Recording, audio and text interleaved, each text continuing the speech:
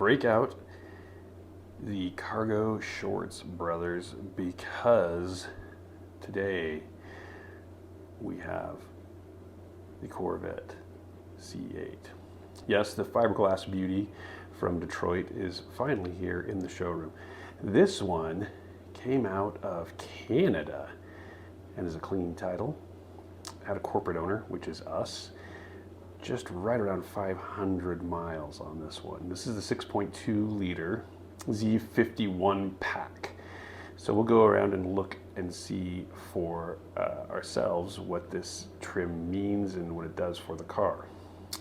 So as you can see, it has the gigantic spoiler on the back. It has the carbon trim pack on the exterior and the cooling pack. So you get some more carbon fiber trim that's visible, carbon fiber, and you get wheels and tires and brake upgrades on that as well. It's a removable Targa top, which is super fun as well. On the bottom you have the aero pack, which all of that skid padding and active aero makes a huge difference as far as top speed, acceleration, and control on the vehicle. And honestly, it's a great protection for the car underneath. This one also has the active nose lift feature. So when you're pulling into a parking lot, you can make sure that you are not going to completely destroy the diffuser and the front splitter on your Corvette. Now, I've seen that happen here in my parking lot. We have a hard entrance, so this is a huge option for y'all. Now, this one has the 19-inch wheels in the front and the 20-inch wheels in the back, giving you a lot more stability. And like I said, this fiberglass beauty is light. And the mid-engine puts out about 495-ish horses and 465-ish feet-pound of torque.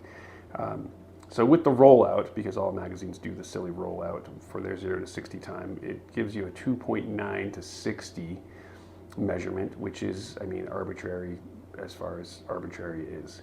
But it just lets you know that this is a quick car. Again, the frame and the body are super duper light and well balanced, so you can accelerate quickly. Now, the thing I love most about Corvette is that pound for pound, you cannot get a more powerful, more agile, more performance-oriented sports car for the money. I mean, you go look at something that's an equivalent mid-engine car out of Europe, and you'll be $100,000 more from Jump Street. For a brand new sports car, nigh end to close to supercar performance, this vehicle is $95,000. Name another car that can do that. So here are all the wheels. No road rash, brand new Cup 2s, no issues as far as brake pads, rotors, no warping, it hasn't been tracked. This car is in pristine condition, super duper low miles, and again has the Z51 package, which gives you a little bit more performance in your braking and with your front aero stuff and your rear aero spoiler. And it's good to see that, you know, no one has really driven it and taken it to the coffee shop and ground those wheels up against the curb. As far as the interior is concerned, it is fantastic. The car smells new, looks new. Oh, look at my camera's upside down. But you know, you gotta start somewhere in life. This is phenomenal. You get in and it looks and feels like you are in the cockpit of a fighter jet. In reality, that's what Corvette was going for as far as designing the UX and the user interface of the vehicle. They wanted that fighter jet aesthetic and feel, and they really capitalized on that, and the performance on that is true. You know, it really does feel like that fighter jet. Back here we have the stabilizers, we have the tiny trunk, but we have this gorgeous, like I said, 6.2 liter Chevy. You know, this thing is ubiquitous. It is culturally a phenomenon, and it's the flat plain crank version. So you get a great exhaust note and tonality in this car as well. I mean, they really pulled out all the bells and whistles on this, on the C8. Having driven many of the other iterations of the Corvette, C5, C6, and C7, this one is second to none. They recreated the vehicle and they reoriented the vehicle, and I mean, it shows that they put a lot of time, effort, and thought into this car. All the buttons look great. The plastics and the leather are nice. You know, it's not hard, tinny plastic. It's not shouty, look at me, we're going for budget. You can see there's real aluminum and magnesium trimming. Also, the dash ergonomics are really good looking. I mean, there are a few parts. It's a Chevy. You know, you can't get away from your roots of skimping out on some places, like the windshield wiper stalks. Again, look like they come out of a pickup truck. But, you know, you can't win them all.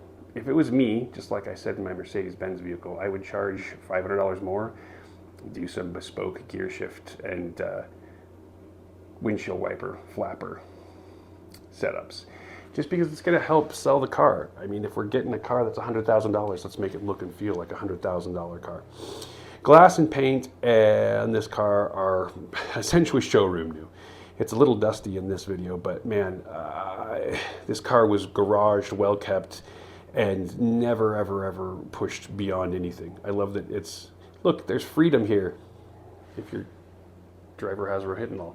Anyway, in the front, you have the same thing, which I love, the escape hatch infographic in the front, where it's like, oh, you are a very small person or a baby, but look, you can still escape.